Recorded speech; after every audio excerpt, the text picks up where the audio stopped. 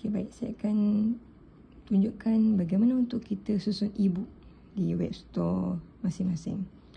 Okey, pertama, anda mesti dapatkan kod e-book tersebut. Okey, kod e-book tu anda dapat di mana? Okey, anda buka kat digital. Okey, anda buka anda punya web store e-book. Okey, anda boleh buka dekat sini. Ada kan? Anda punya website ataupun anda buka dekat Google. So, klik dan buka. Okey.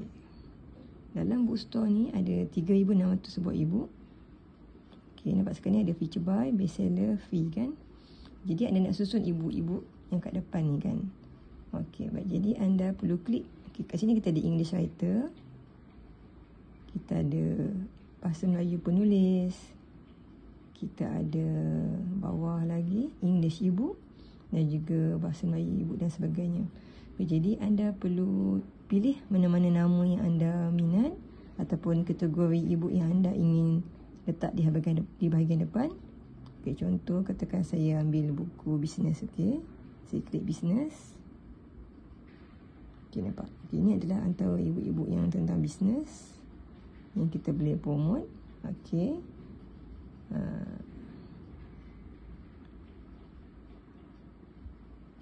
Okey, ataupun kita tengok by name kat tepi ni. Okey, contoh katakan saya nak letak buku Master Shiro. Okey. Master Shiro. Tersilap. Master Shiro kat atas tadi ni. Kejapnya. Okey, anda pilih satu nama, mana-mana nama ya, boleh. Contoh saya nak ambil Master Shiro. Okey. Nampak ini ada e-book kan. Jadi setiap e-book ni ada kod number. Okay, contoh katakan nak masuk ni kan, EM2, nak masukkan buku ni. Okay, sorry kejap. Saya pergi kat bawah ni. Saya ambil ni, From Heart to Pen volume 1. Jadi kita ambil EM2806. Okay. EM, okay, sama ada kopi saja pun boleh. Kemudian anda pergi ke Telegram. Okay, klik account. Kemudian klik Bookstore Technology ni dan open. Okay, kemudian anda pergi kat bahagian atas ni, e-book button. Nampak? Kat sini anda boleh masukkan feature buy, bestseller ataupun new release. Okay, jadi sebelum tu untuk anda edit elemen e-book yang sedia ada ni. Okay, untuk edit anda perlu klik pensel dahulu. Kemudian klik button box ni. Kemudian klik hijau.